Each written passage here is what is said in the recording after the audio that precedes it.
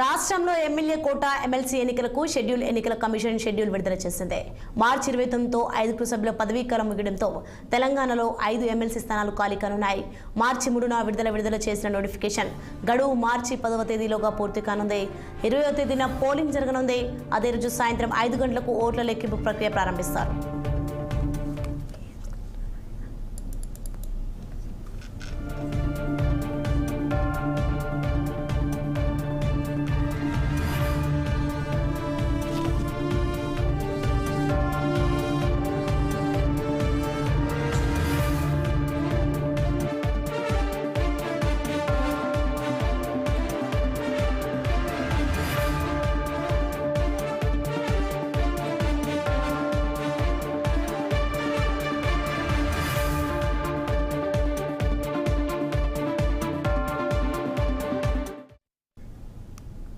Visakha IT hill number 2లో ఉద్రిక్తత చోటు చేసుకుంది. ప్రముఖ పల్సర్స్